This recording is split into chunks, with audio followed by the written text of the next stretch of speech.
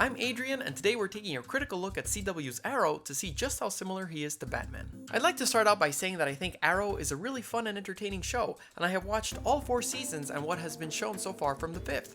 The purpose behind this video is to explore all the reasons as to why fans have pointed out that Arrow is incredibly similar to Batman. Also, this video will show Batman as he is represented in the comics, films, and games, but on the Green Arrow side, it will remain exclusively focused on how he is depicted in CW's Arrow. It's really cool that we've been getting hints that Batman exists in the so-called Arrowverse, but in reality, we already have a Batman in the Arrowverse, and his name is Oliver Queen. It goes without saying that I will be discussing several plot points from both CW's Arrow and the Batman mythos, so this is your spoiler warning.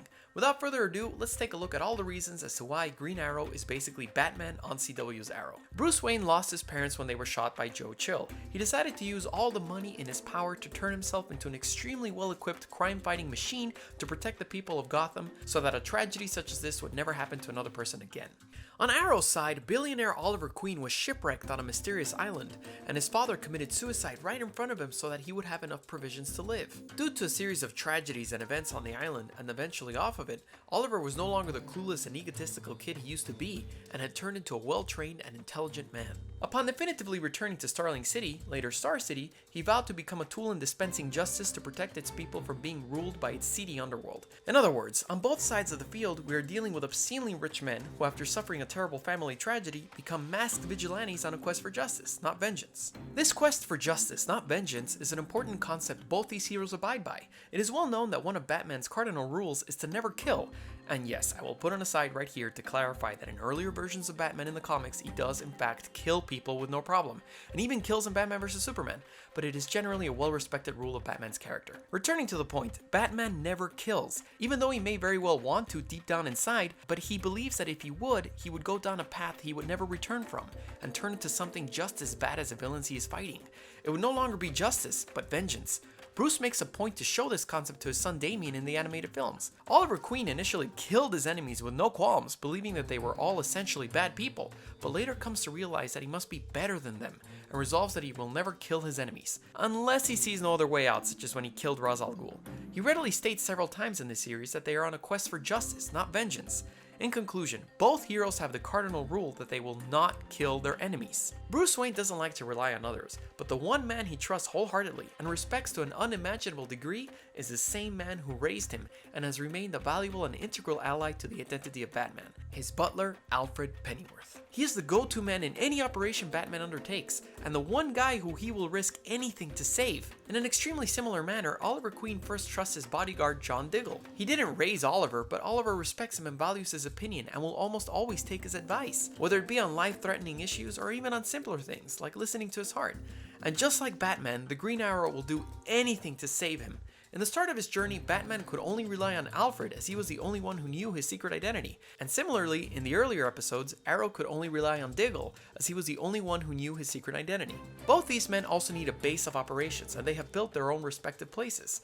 In Batman's case, he calls this base the Batcave, and sometimes it's a literal cave, but sometimes it's just a command center where he stores all his technology in suits and the ever-trusty Bat computer. In Arrow's case, he initially constructs his base of operations, sometimes called Arrow Cave, underneath the nightclub he owned, as there is always a potential alibi for why he's there. He later moves the base to underneath the office he's running for mayor in and greatly expands the room in there. But the fact remains that this is also a secret place for him to store all his equipment and suits and computer work.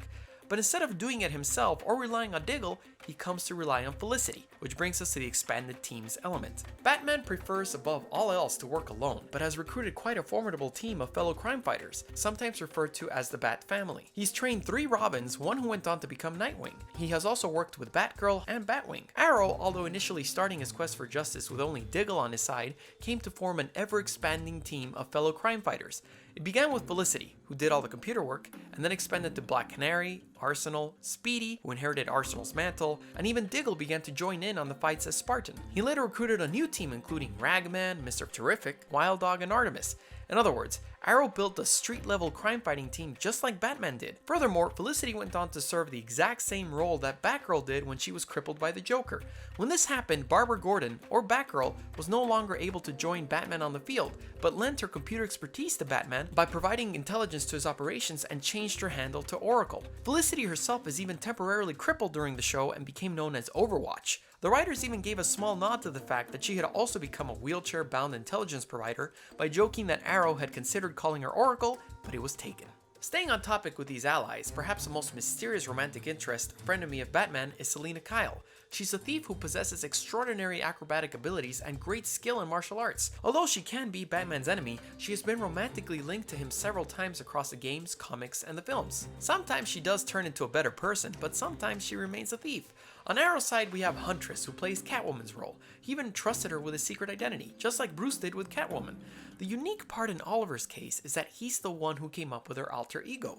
However, just like Catwoman with Batman, the two don't always see eye to eye, and it's what eventually led to the rift between the two. In Arrow's case, she turned into a flat-out villain for Arrow, and yes, while this can also be argued for the original Black Canary in that she did decide to leave Arrow, she was never a flat-out enemy to him, like Huntress. As such, both Batman and Arrow have their femme fatale superhero figure, Catwoman and Huntress, respectively. This brings us to the other big similarity between Batman and Green Arrow, and that is their utterly and most easily exploitable weakness, women.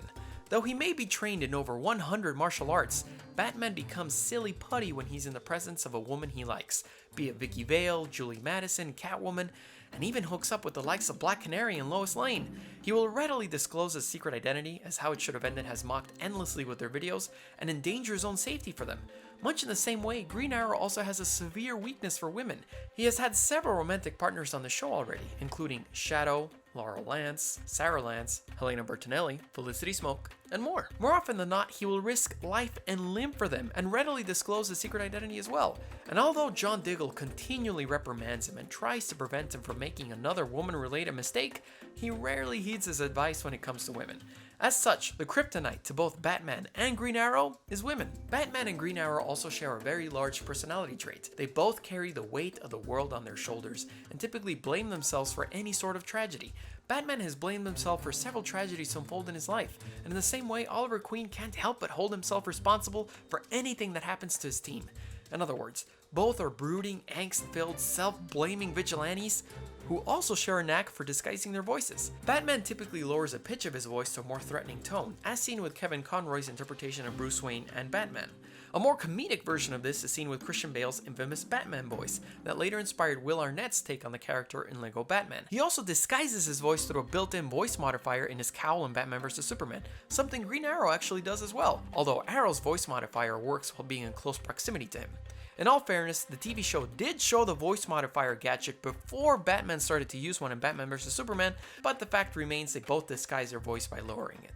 And why do they need to disguise their voices? To obviously hide their identity from criminals, but to a greater extent to be able to interact with others who would be willing to help their respective alter egos. In Batman's case, perhaps his greatest ally outside of Alfred is Commissioner Gordon. Even though he had to work hard to earn his trust, the Commissioner would always be willing to stick his neck out for Batman because he believed in what he was doing was right. Much in the exact same manner, Green Arrow also had to work extremely hard to earn the trust of police officer Quentin Larry Lance. But once earned, he never hesitates in helping Arrow in any way he can, and appreciates their chats in either rooftops or alleys. He doesn't use a bat signal though, instead of relying on a cell phone to call Arrow. However, unlike Commissioner Gordon, Lance does frequently doubt Arrow and sometimes actively tries to take him down. As far as their crime fighting methods go, both Batman and Green Arrow operate in extremely similar circumstances.